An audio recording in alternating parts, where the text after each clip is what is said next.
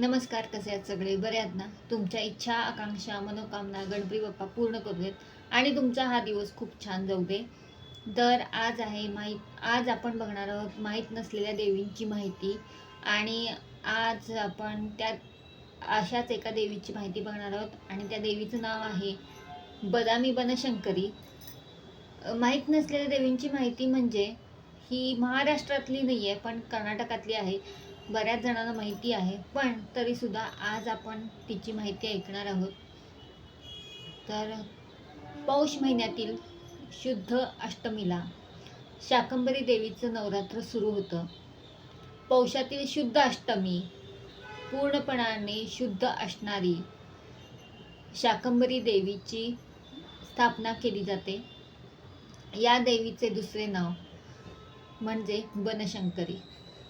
वनात राहणारी ती बनशंकरी. कर्नाटक राज्यात बागलकोट जिल्ह्यात बदामी येथे या देवीचे मुख्य मंदिर आहे. तिलकारण्यात हे जागृत स्थान असल्यामुळे तिला बनशंकरी असं म्हणतात. हे स्थान प्राचीन असून पावन आहे. बनशंकरी देवीची सिंहावर आरूढ झालेली मूर्ती मोठी विलोभनीय आहे. तिचं तेज चित्त्याचं ठाव घेणारं आहे. झाडं झुडपं वृक्षवेलींची दाटी असलेल्या डोंगरावर देवी वास्तव्य करते. चालुक्यांनी 7व्या शतकामध्ये या देवीचे मंदिर बांधले. या मंदिराच्या भागात तीन पवित्र तीर्थ आहेत. त्यातलं अगस्त्य तीर्थ, हरिद्रा तीर्थ आणि तैल तीर्थ. या तीर्थाचा महिमा मोठा आहे. त्याचप्रमाणे या मंदिर देखील आहे. या मंदिराचा महिमा सुद्धा मोठा आहे. ते म्हणजे चंडभैरव मंदिर होय. बनशंकरी ही अष्टभुजाधारी आहे. तिच्या 8 हातात शस्त्र आहेत. ती सिंहाच्या आसनावर बसलेली आहे. तिच्या पायाखाली दोन हत्ती आहेत.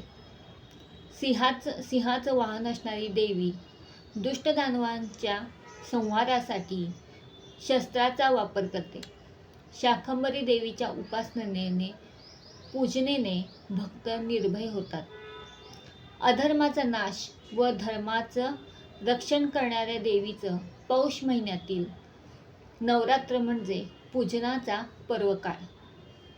या दिवसात देवीची अनन्य भावाने भक्ती करणाऱ्या भक्तांना ती शक्ती संपन्न करते.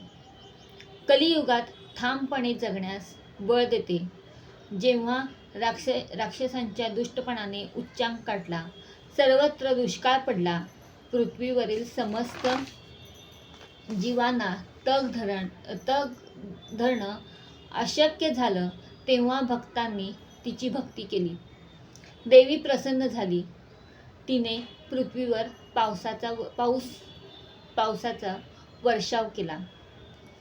धरणी सुजलाम सुफलाम झाली आणि त्यामुळं तिचं नाव शाकंभरी असे पडले. देवीने विविध भाज्या, फळं निर्माण करून अनेक सजीवांचं रक्षण केलं. म्हणून नवरात्रात बनशंकरी म्हणजे शाकंभरीला विविध भाज्यांचा नैवेद्य दाखवतात. या ठिकाणी तुम्हाला पोचायचं असेल तर तुम्ही जिथून पुण्यातून बस आहेत, मुंबईतून बसेस आहेत, इवन तुम्हाला ट्रेनसुद्धा आहेत. ट्रेनहून बदामी हे मोठं स्टेशन आहे. तुम्ही बदामी स्टेशनला तुम्ही उतरू शकता. आणि मेन म्हणजे बसेसची चांगली सोय आहे. तुम्हाला तिथं राहण्याची सुद्धा सोय आहे. भक्तनिवास हॉटेल्स ह्यांचीसुद्धा तुम्हाला तिथं सोय आहे. तर अशा या देवी ही कर्नाटक राज्यात असली तरीसुद्धा आपले महाराष्ट्रातले भक्त तिथं देवीला भेट देण्यासाठी, देवीचं दर्शन घेण्यासाठी जातात. बरेच जणांची ही कुलस्वामिनी आहे. त्यामुळं कुलस्वामिनी असल्यामुळं सुद्धा बरेच जण तिचं दर्शन घेण्यासाठी आणि नवरात्रातसुद्धा दर्शन घेण्यासाठी शाकंभरी बदामी वनशंकरीला जाऊन येतात. तर जर तुम्ही बघितलं नसेल तर नक्की त्या देवीला भेट द्या. तर आपण अशाच देवींची आपण माहिती बघूया. पुढच्या भागात सुद्धा अशाच अनेका देवीची माहिती तुमच्यासमोर मी घेऊन येते. जर हा व्हिडिओ आणि ही देवी तुम्हाला आवडली असेल, शाकंभरी देवी तुम्हाला आवडली असेल किंवा तिची माहिती तुम्हाला आवडली असेल तर लाईक करा.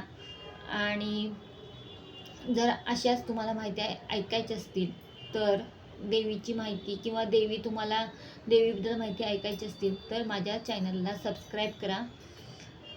जर नवीन असाल तरीसुद्धा तुम्ही सबस्क्राईब करू शकता. तुम्ही सबस्क्राईब करा. पुढच्या भागामध्ये परत एका अशा देवीची माहिती घेऊन भेटूया. तोपर्यंत या देवी सर्वभूतेषु लक्ष्मीरूपेण संस्थिता. नमस्तस्ये नमस्तस्ये नमस्तस्ये नमो नमः.